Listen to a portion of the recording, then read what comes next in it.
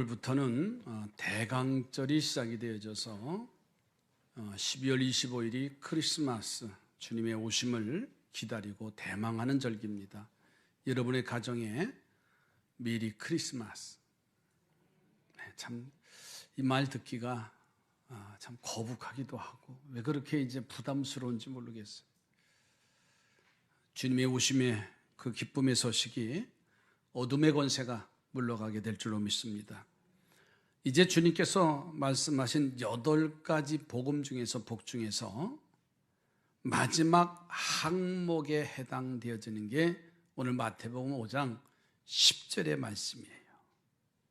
의를 위해서 박해를 받는 자는 복이 있나니 천국이 그들의 것입니다. 그랬어요. 여기서 먼저 생각해 볼 것은요, 의를 위해서 박해를 받는 사람이 누구냐, 이 말씀이에요. 이 사람은 어떤 사람이냐면 성령 안에서 의롭게 된 사람이에요. 다른 말로 말하면 성령으로 거듭난 사람. 그는 마음을 가난하게 함으로써 복음을 믿은 사람이에요. 이로써 하나님으로부터 어떻게 죄 사함을 받고 성령 안에서 실제로 의롭게 다시 태어난 사람, 성령 안에서 의롭게 된 자라는 거예요. 성경의 다른 곳에 보면 영에 따라 난 사람, 죽음에서 나와 영생으로 옮긴 사람, 세상에 속하지 않은 사람, 이런 말로 표현되어 있어요. 한마디로 요약하면 의인이라는 거예요. 누구라고요? 의인. 그러니까 성령 안에서 의롭게 된 자, 의를 위해서 박해를 받는 자다라고 했어요. 자, 그런데 왜 의인들을, 의롭게 살려고 하는 사람들을 박해를 하는가? 여러분, 왕따라는 말이 있어요. 왕따. 우리 청년들은 아시죠? 왕따. 이 말의 의미는 우리가 알다시피 따돌리는 일이 왕따예요. 다른 말로 표현하면 따돌림을 당하는 사람. 옆에 분은 나 왕따 당했어. 좋아할 사람 없어요. 왕따 당했다, 따돌림을 당했다. 어디 가려고 하는데 어디 단풍놀이 가는데 자기들끼리 가고 나한테 한마디도 안 했어. 그럼 뭐예요? 왕따 당했다고. 마음이 편할 리가 있나요? 참 불편해요. 어떻게 그렇게 자기들끼리만 가고 나한테 말 한마디도 안 했다고. 그리고 갔다 와서 사진이나 올리지 말지. 그냥 SNS에 다 올려가지고 막 열불나게 하잖아요. 그러니까 왕따라는 말의 의미를 뭔가를 알아야 됩니다. 뭐 학교나 직장이나 어떤 집단 내에서 남들과 조금씩 다른 사람을 찾아볼 수 있어요. 그러니까 왕따의 시작은 뭐냐? 바로 거기서부터 시작이 돼요. 조금씩 다르다. 그런데 세상뿐만 아니라 교회 안에서 영적인 의미에서도 왕따라는 게 있어요. 영적인 의미. 그러니까 육에 속한 사람들은요, 영에 난 사람, 거듭난 사람, 의롭게 난 사람을 싫어하고 미워하고 배척을 하게 돼 있어요. 왜 그러냐면 하나님의 나라 하늘에 속한 사람은요, 육신에 속한 세상에 속한 사람과 다르기 때문에 그렇습니다. 육신의 사람들은요, 육정을 따라서 나고 성령을 따라 나지 아니했기 때문에 그렇습니다. 주님과 더불어 경건한 삶을 살기를 원치 아니하는 사람들이며 죽음에서 생명으로 옮기지 못한 사람, 이 사람을 세상적인 사람이다, 육신적인 삶이다 라고 말할 수 있어요. 이들은요, 형제를 사랑하지 않는 사람들이고 하나님의 사랑과 하나님의 용서를 알 리가 없지요. 그런데 하나님의 나라는 육신에 속한 세상의 사람들과는 판이하게 달라요. 왜냐하면 하나님께로서 거듭난 자이기 때문에. 세상에 속하지 않고요, 경건한 삶을 살아가는 사람들이기 때문에 육신의 사람들은요, 그를 용납하지 않고 배척을 하는 거예요. 그게 바울이요, 이 사실을 창세기 21장에 나오는 이스마엘과 믿음의 아들, 약속의 아들 이삭에 대한 이야기를 합니다. 이스마엘이 약속의 아들인 이삭을 괴롭히는 사건이 나와요. 창세기 21장 9절의 말씀입니다. 사라가 본즉 아브라함의 아들 애굽 여인 하갈의 아들이 이삭을 놀리는지라. 이삭을 놀리는 그들의 모습을 보면서 갈라디아서 4장 29절에 이렇게 말씀하고 있어요. 그러나 그때에는 육체를 따라 난 자가 성령을 따라 난 자를 박해한 것 같이 이제도 그러하도다. 그때의 육체를 따라 난 자가 성령을 따라 난 자를 박해하는 것 같이 이제도 그러하다. 하늘 사람은요, 마음이 가난하기에 육신적인 세상적인 사람들은 어떻게 말하는 줄 아세요? 어리석다. 에휴, 저 사람들 약하고 쓸모없는 사람이야. 마음이 가난한 사람은 복이 있나니 천국이 그들의 것이다 그랬어요. 또 애통하는 사람들을 보세요. 세상에 그들을 향해서 비관적인 사람, 우울한 사람, 애통하는 사람이면 아주 세상에 흥을 깨는 사람이라고 비난을 합니다. 여러분, 예수 제대로 믿으려고 하면요, 한번 보세요. 세상에 어떤 자리에 가면은요, 야, 한잔해, 아이야, 집사고 장로고, 야, 하더라, 그러면서 하는데 나는 단호히 거절해. 그러면 이름은 흥을 깨는 사람이라고 비난을 해요. 여러분, 온유한 자는 어떤 비난을 받냐? 세상 사람들이요, 줏대 없는 사람이라고 비난을 해요. 못난 사람이라고. 의에 줄이고 목마른 자는 세상에서 그들이 뭐라는 자래? 광신자라고 그래요. 헛개비에 홀린 사람이라고요. 신비회를 맹목적으로 쫓는 사람들이라고, 정신 나간 사람이라고 이렇게 비난합니다. 국률의 사람들은요, 세상은 그에게 대해서 혼란을 야기시키는 사람, 사회의 공의를 훼손하는 사람, 마음이 청결한 사람은 세상은 그를 비난하고 너무 청결해서 뭐라 그래요? 융통성이 없대 믿는 사람들 보고요. 그렇죠? 아유, 저 속 좁은 놈들 온다.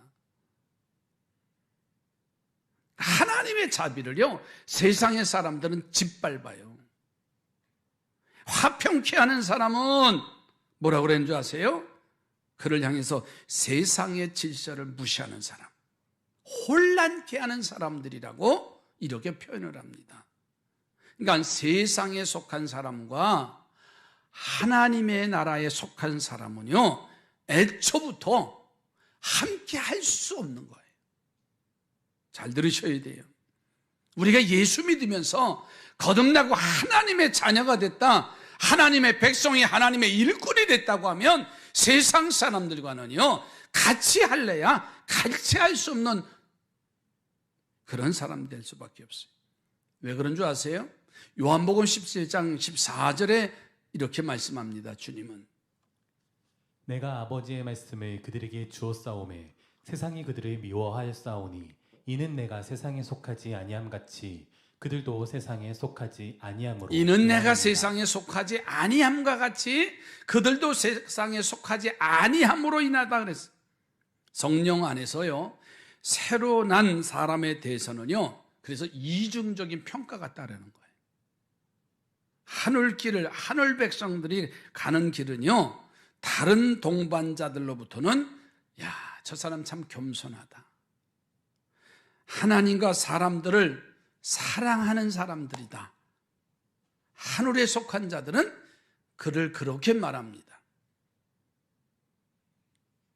그러나 세상의 사람들은 뭐라고 표현하냐면요, 찌꺼기 같다고, 폐기물이라고 그렇게 취급을 해요. 아니, 방역수칙을 교회보다 잘 지키는 데가 어디 있어요? 저는 자부합니다. 아멘 하십시오. 지난 2년 동안 얼마나 잘 지켜요. 그런데 지난주에 충청도 천안인가 어디에서 집단 감염이 일어났다고 뉴스가 톱나봤어요. 270명인가 280명이 집단 감염하고 백신도 안 맞았다. 백신 안 맞은 사람이 90몇 %라고 뉴스가 나오더라고요. 그랬더니 인터넷에 벌떼같이 들려들어서요, 얼마나 교회를 비난해요. 근데 그 집단이 어딘 줄 아세요? 신앙촌입니다. 신앙촌. 우리는 알아야 돼요, 분명히. 근데 미스컴은 그렇게 말하질 않아요. 그냥 십자가 걸어놨으니까는 교회다. 그러니까 세상의 사람들은요, 교회를 도매금으로 아주 찌꺼기만도 못하고 세상에 완전히 폐기물이라고, 세상을 악하게 만드는 자들이라고 도리어 말합니다.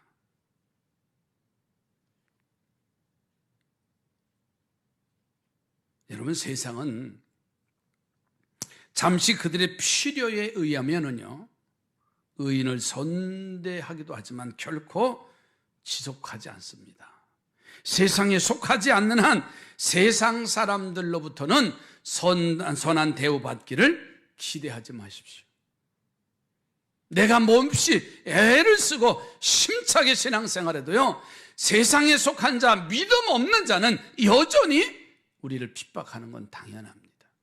왜? 다르기 때문에 그래요. 의를 위해서 박해를 받는 자를 좀 더 포괄적인 의미로 말하면요, 앞에 8복 중에서 7가지의 복을 모두 다 누린 사람이에요. 심령이 가난한 자부터 한번 말씀을 하나하나 복이 있다, 아멘 아멘 아멘 아멘 하면서 오늘 10절의 말씀에 의를 위해서 박해를 받는 자는 복이 있나니 천국이 그들의 것이요. 아멘 해야 돼요, 우리 믿음의 사람들은요.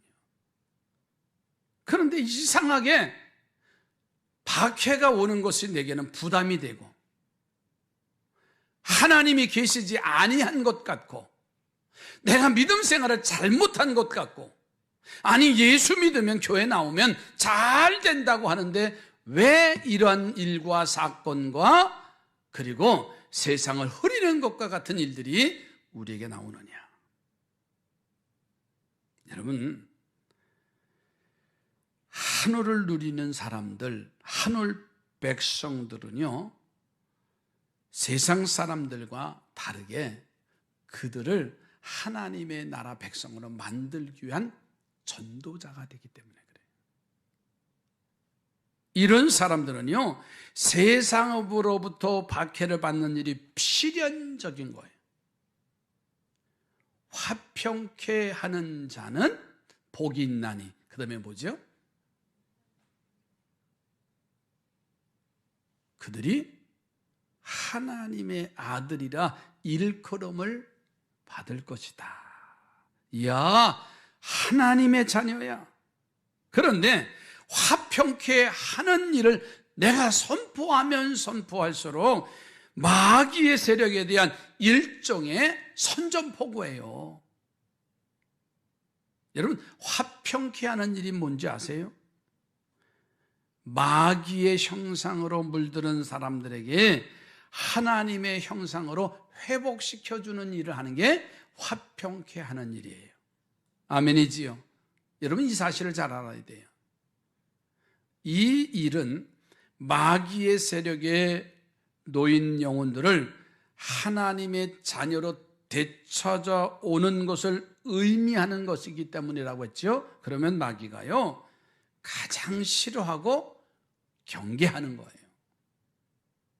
마귀가요, 이 일을 방해하고 이 일을 방치하고 있을 리가 만무지요. 쉽게 말씀드리면, 야, 이제 올해도 다 가고 뭔가 내가 이제는 열심히 주님의 일을 해야지. 내가 기도 생활도 하고 내가 말씀 생활도 하고 내가 전도 생활도 하고 내가 온전하게 주님 앞에 좀 세워지고 싶다라고 하고 결단하고 딱 출발하면 마귀가요, 그때부터 정신 차려. 일 안 하는 사람은요, 지금까지 제가 목회를 해오다 보니까 주의 일 안 하는 사람은 따라갑시다. 시험도 없다. 시험거리가 있을 리 오지도 않아요. 왜? 그냥 세상 일을 하는데 마귀가 정신 차릴 일이 뭐 있어요. 그런데 하나님의 일을 하려고 마음만 먹으면요, 이 사단들이 비상사태가 벌어요. 야, 삼산교회 기도한대더라. 야, 아무개 집사, 아무개 권사, 아무개 장도 이제 정신 차려서 신앙생활 한다더라. 그러면요, 야, 총출동 해서 태클을 걸기 시작하는 거예요. 에이, 네가 무슨 신앙생활, 야, 아무개 봐라. 그런 일이 있잖아. 그러면서 우리 신앙의 생활을 회유하기 시작해. 이게 사단의 역사입니다. 예수님의 사역을 보면요, 이 땅에 오셔서 이제 사역을 시작하는데 마귀가 시험을 해. 그래서 산꼭대기로 예수님을 데리고 올라가셔서 하신 말씀이 뭐예요? 세 가지 시험을 우리가 알잖아요. 마태복음 4장에 가서 보면 이 돌들로 떡덩이가 되게 만들라고 해요. 너 하나님의 아들이면, 그리고 내 아래 절을 하라. 그리고 이 산에서 뛰어내려라. 그런데 예수님께서는요, 이렇게 말씀하시지요. 사람이 떡으로만 사는 게 아니라 여호와의 말씀으로 살 것이다. 그 시험을 이겨갑니다. 근데 거기서 끝냈나요? 아니에요. 주님이 사역의 전쟁에 가는 곳곳마다 유대인들이나 서기관이나 장로들이요, 그 예수님의 말씀을 듣는 게 아니라 어떻게 하면 넘어지게 할까? 어떻게 하면 저들을 예수님을 종교 재판에 회부시킬까? 가는 곳마다 안식일날 밀밭 사이로 지나가니까는요, 그거 가지고 트집 잡아요.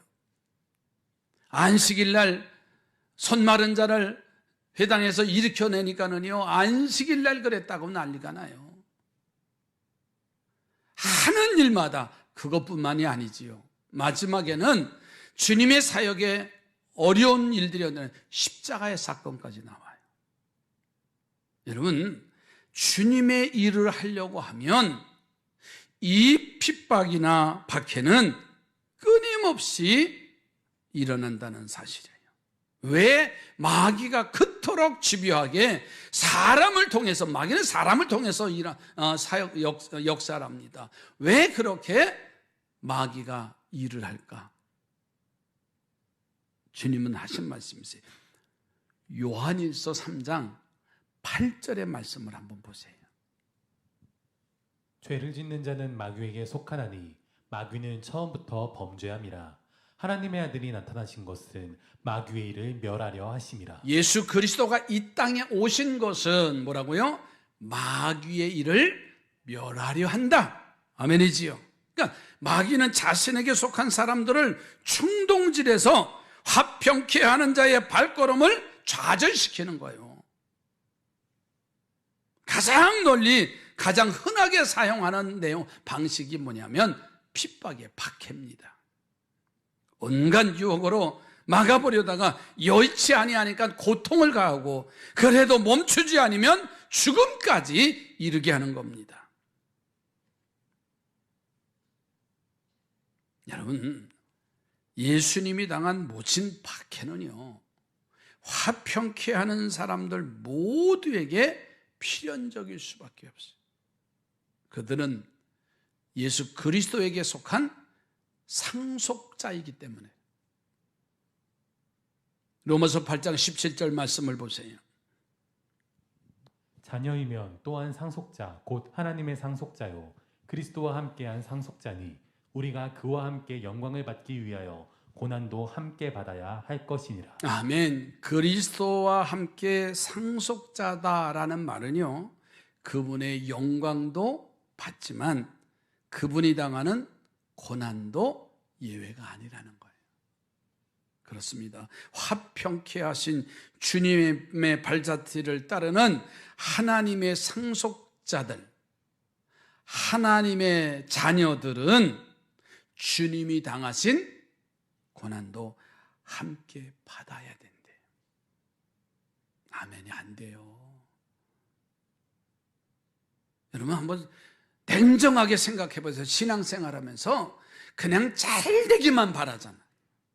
평탄하기만 바라잖아. 아멘이잖아요. 그런데 하나님의 자녀면은 고난도 함께 상속돼야 된대. 아버지의 유산을 받을 때 상속 재산을 많으면 괜찮아요. 근데 상속은 모두 받아요? 부채도 받아야 돼. 그래서 그걸 포기하든지 뭐 그런 법적인 용어가 있어요. 그러니까 그리스도인 의를 위해서 사는 사람들은 따라서 합시다. 핍박은 당연한 것이다. 예? 당연한 거예요. 그래서 바울이요, 그가 사역의 현장을 고백하는 장면이 나와요. 고린도후서 11장 23절로 27절에 바울의 사역의 그 마음을 토로합니다. 그들이 그리스도의 일꾼이냐 정신없는 말을 하거니와 나는 더욱 그러하도다. 내가 수고를 넘치도록 하고 옥에 갇히기도 더 많이 하고 매도 수없이 맞고 여러 번 죽을 뻔하였사오며 유대인들에게 40에서 하나 강한 매를 5번 맞았으며 3번 태장으로 맞고 1번 돌로 맞고 3번 파선하고 일주야를 깊은 바다에서 지냈으며 여러 번 여행하면서 강의 위험과 강도의 위험과 동족의 위험과 이방인의 위험과 시내의 위험과 광야의 위험과 바다의 위험과 거짓 형제 중의 위험을 당하고 또 수고하며 애쓰고 여러 번 자지 못하고 줄이며 목마르고 여러 번 굶고 춥고 헐벗었노라. 아멘. 자, 의를 위해 하는 자에게 핍박이 필연적이라면, 박해를 직면했을 때 그러면 우리가 어떻게 해야 됩니까? 주님은 의를 위해서 박해를 받은 사람들이 취할 태도에 대해서 아주 중요한 가르침을 주셨어요. 첫째는 무엇보다도 자초하지 않아야 된다는 거예요. 마태복음 10장 23절에 그래서 주님은 말씀을 하십니다. 이 동네에서 너희를 박해하거든 저 동네로 피하라. 내가 진실로 너희에게 이르노니 이스라엘의 모든 동네를 다 다니지 못하여서 인자가 오리라. 아멘. 이 말씀은 일부러 박해를 받을 필요는 없다는 거예요. 의를 위하는 사람에게 박해가 필연적이라고 하니까는 야, 일부러 나 박해받아야지 하고 그냥 그 박해를 받아들이는 게 아니라 십자가를 스스로 못 받고 고난받은 제자의 모습을 드러내려고 하는 사람도 있지만은요, 그렇게 하지 말라는 거예요. 이 동네에서 이 동네로 저 동네로 피하라는 거예요. 우리가 유의할 점이 있어요. 박해를 받는 것 자체가 의를 위한 사람의 증명서는 아닙니다. 의를 위해서 핍박받는 사람들에게 필연적인 것은 박해이지만 모든 사람들이 곧 의를 위하는 사람이라는 것이 아니라는 말이에요. 잘 들으셔야 돼요. 주님은 이 말에 스스로 학대하는 길을 가르쳐 주신 적이 없어요.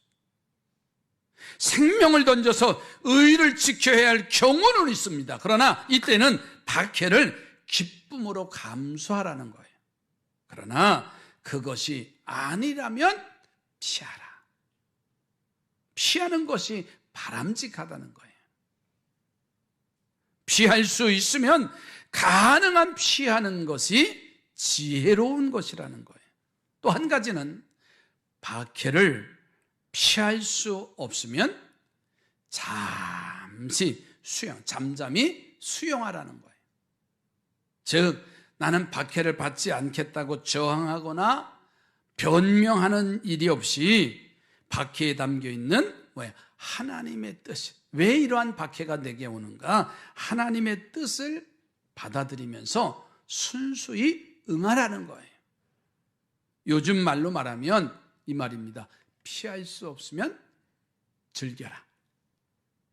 옆에 보고 피할 수 없으면 즐기시기 바랍니다. 이렇게 싸웠어요, 성가대. 이렇게 보니까는 앞에 이렇게 눈 뜨고 있다가 이렇게 하니까 눈이 뻑뻑해서 잘 안 돌아가는 것 같아요. 다시 한번 피할 수 없으면 즐기시기 바랍니다. 눈웃음 좀 치고요. 마스크는 다 했으니까 어쩔 수 없어요. 피할 수 없으면 즐긴다는 게요, 그게 이기는 거예요.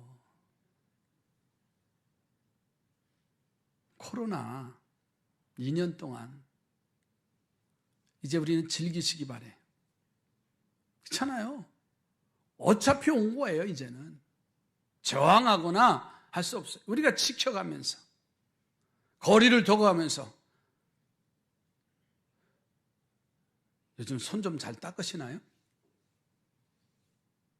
이게 안 돼요. 내 옆에 딱 와 있어야 아유 큰일 났네. 우리 옆집에 누가 됐대. 요즘은 초등학교 아이들이 감염이 많으니까 지금 비상상태에 이제는요. 젊은 엄마 아빠들이 편안했잖아요. 내게 막상 닥쳐. 그러니까 우리는 뭐예요? 지키고 백신을 맞고 감염 수칙을 지켜가면서 우리는 즐기는 거예요. 그게 이기는 자예요.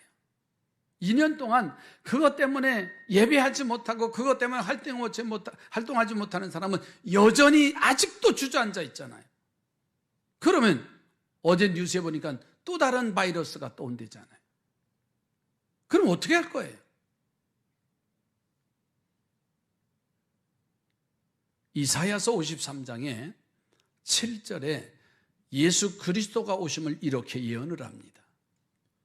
그가 곤욕을 당하여 괴로울 때에도 그의 입을 열지 아니하였으며 마치 도수장으로 끌려가는 어린 양과 떡 깎는 자 앞에서 잠잠한 양같이 그의 입을 열지 아니하였도다. 아멘. 피할 수 없는 박해를 만나면 거기에 우리가 노심초사하지 말고 하나님의 뜻을 찾으며 담담하게 그 박해를 수용하는 거예요. 그게 즐기는 거예요. 세 번째로는 박해하는 자를 위해서 기도해야 할 필요가 있어요. 예수님께서 마태복음 5장 44절에 말씀하십니다. 나는 너희에게 이르노니 너희 원수를 사랑하며 너희를 박해하는 자를 위하여 기도하라. 아멘. 자, 함께 읽습니다. 시작. 나는 너희에게 이르노니 너희 원수를 사랑하며 너희를 박해하는 자를 위해서 기도하라. 의를 위해서 박해받는 자는요, 자신을 박해하는 영혼에 대해서 원한을 품지 말고 사랑으로 품고 그를 위해서 축복하며 기도하면 되는 거예요. 왜 이들이 의인을 박해하는 줄 아세요? 그것은 박해를 통해서 의인이 자신 안에 있는 의를 포기하도록 하는 거예요. 그러니까 원한을 품는 일은요, 이 의를 파기하는 죄가 와요. 우리는 박해하는 자를 향해서 원한을 품지 않고 우리는 기도하고 사랑의 손을 내밀어야 됩니다. 의인이 박해를 이기는 길이 있어요. 그 길이 뭐냐? 단 한 가지예요. 믿음입니다. 하나님께로부터 난 자가 믿음을 지키는 한, 다시 말해서 내가 믿음으로 사는 한 박해에 굴복하지 않습니다. 오히려 그 박해 가운데서 정금보다 더 단련되어져서 굳건한 어른으로 성장되어져 가는 거예요. 요한일서 5장 4절 말씀을 보십시다. 무릇 하나님께서로부터 난 자마다 세상을 이기느니라. 세상을 이기는 승리는 이것이니 우리의 믿음이니라. 아멘. 하나님께로 난 자마다 세상을 뭐한다? 이긴다. 그런데 세상을 이길 수 있는 그 무기가 뭐냐? 믿음이라 그랬어요. 옆에 분하고 믿음으로 이기시기 바랍니다. 물론 의인은 세상에서 연약한 사람들이에요. 그런 세상의 권세를 의지 않기 때문에 연약하기가 그지없어요. 그리스도를 믿는다는 이유 하나 때문에 박해를 가하려면 얼마든지 가할 수 있는 약자들이에요, 우리는. 그러나 그는 그리스도를 믿기 때문에 결코 박해를 두려워하는 약자가 아니에요. 여러분, 어려움이 온다고, 핍박이 온다고, 내게 박해가 온다고 나는 약한 자가 아니에요. 어째서 믿음이 박해를 이기는 힘이 될까요? 믿음은요, 나를 십자가에 못 박는 거예요. 그리고 나는 예수 그리스도와 함께 십자가에서 죽은 거예요. 그리고 예수 그리스도만이 살아나는 거예요. 갈라디아서에 그래서 보면 나는 죽고 예수는 사는 거예요. 내 믿음의 생활이라는 건요, 내가 사는 게 아니에요. 내 안에 주님이 살아계신 거예요. 옆에 분하고 당신 안에 주님이 계십니다. 그런 영적인 삶이 우리 안에 있어야 되는데 껍데기만, 늘 말씀드려요, 모양만 그리스찬이에요. 그러니까는 백전백패하지요. 믿음의 삶을 살아가려고 하면 박해가 오고 핍박이 오니까는 초장에 무너져요. 초장에 무너져요. 그러면서 하나님이 어디 있느냐고. 박해받을 대상인 내가 없는데 여기에 박해를 두려워할 까닭이 어디 있어요? 여러분, 스데반 집사 보세요. 그가 믿음의 생활하는데 그것 때문에 핍박을 받아요. 마지막에는요, 돌에 묻혀 죽어요. 돌에 맞아 죽지요. 그런데 사도행전 7장 59절 60절에 스데반이 죽으면서도 이렇게 고백을 해요. 그들이 돌로 스데반을 치니 스데반이 부르짖어 이르되 주 예수여 내 영혼을 받으시옵소서 하고 무릎을 꿇고 크게 불러 이르되 주여 이 죄를 그들에게 돌리지 마옵소서. 아멘. 자, 그런 의미에서 믿음으로 사는 의인은요, 온갖 박해를 기쁨으로 받을 수 있는 진정한 의미의 강자입니다. 바울의 놀라운 고백을 보세요. 고린도후서 12장 10절에 바울이 그래서 이런 고백을 해요. 그러므로 내가 그리스도를 위하여 약한 것들과 능욕과 궁핍과 박해와 곤고를 기뻐하노니 이는 내가 약한 그때에 강함이라. 아멘. 성령 안에서 의를 이룬 사람, 또 화평케 하는 자로 이 세상을 살아가기 때문에 박해를 받는 사람에게는 복이 있다는 거예요. 왜? 천국이 그들의 것이래요. 천국이 여러분의 것이래요. 천국이 나의 것이래요. 여러분, 근데 우리가 팔복을 말씀드리면서 이제 결론을 내릴게요. 5장 3절에 똑같은 말씀이지요. 마음이, 심령이 가난한 자, 마음이 가난한 자는 복이 있나니. 뭐가 그들의 것이라고요? 천국이 그들의 것이래. 자, 그런데 오늘 10절에 와서 의를 위해서 핍박을 받는 자는 복이 있나니 천국이 누구 것이에요? 그들의 것이래. 천국은 3절에서는 마음이 가난한 자의 것이라고 했고 10절에서는 의를 위해서 핍박을 받는 자가 천국이 그들의 것이다 라고 했어요.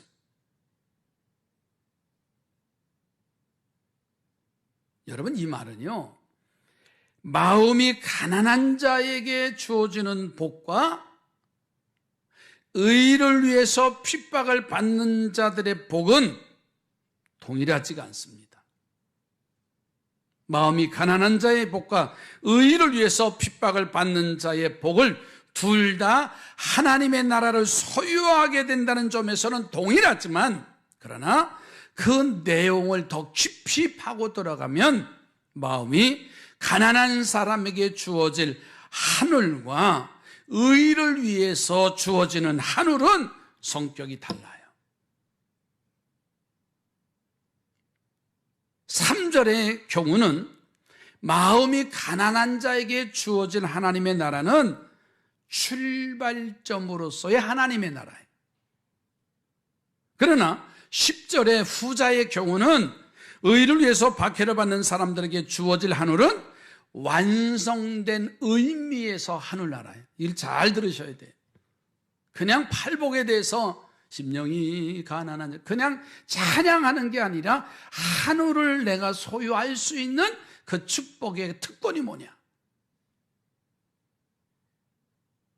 여러분, 출애굽 사건을 비유하자면 이스라엘 백성들이 막 출애굽을 했을 때의 상태와 마침내 가나안 땅에 이르러 정착했을 때의 상태예요. 주님과 제자들이 배를 타고 저편으로 가는 장면과 비유하자면, 이제 제자들이 막 주님의 배로 옮겨 탔을 때의 상황과 저편에 도달했을 때의 상황이 여러분 같지 않지요. 하늘 가는 길에서 상황에 빗대어 본다면 성령 안에서 갓 태어난 아들의 상태에서 이제는 청년기를 거쳐서 온전한 하나님의 형상으로 성숙하게 된 상태라고 할 수 있는 거예요. 그러니까 아직도 심령이 가난하다라는 말은 늘 반복했어요. 어린아이의 신앙의 상태와 같아요. 어린아이의 신앙은 보호를 받아야 되고 딱딱한 것을 먹지 못해요. 위험한 일을 당하면 대처할 수 없어요. 누군가의 보호를 받아야 됩니다. 그게 심령이 가난한 자가 얻는 하나님의 나라예요. 그러나 애통해하고 온유한 마음으로, 이제 청결한 마음으로, 화평케 하는 마음으로 그 성년의 신앙기, 장년의 신앙기에 올랐을 때 그 오는 하나님의 나라는 다르다는 거예요. 장성했어요. 이길 수 있고요, 대처할 수 있고요, 내 안에 하나님의 나라를 소유하는 거예요. 저는 우리 가정들이, 교회가 하나님의 나라가 여러분의 가정에, 여러분의 심령 속에 임하기를 바랍니다. 하나님의 나라가 어떤 것일까? 의를 위해서 핍박을 받는 자는 복이 있다 그랬어요. 이제는 갓난아이의 상태를 접어버리고 전적으로 하나님의 백성, 하늘나라, 성숙한 우리 삼산의 성도들이 되어져 가시기를 주의 이름으로 축복합니다. 기도합니다. 하나님, 하늘로, 하나님의 나라로 바뀌는 하나님의 사람들로 우리의 삶을 인도해 주시옵소서. 산 위에 영광에 머무르는 특권이 있음에도 그 산 아래의 고통을 기꺼이 찾아가서 그곳에서 기다리고 있을 박해를 담담히 받아들이는 제자들과 같이, 하나님, 이 놀라운 하나님의 나라가 오늘 내 안에, 내 가정에, 그리고 내 삶의 현장에 넘치게 하옵소서. 예수님의 이름으로 기도드립니다.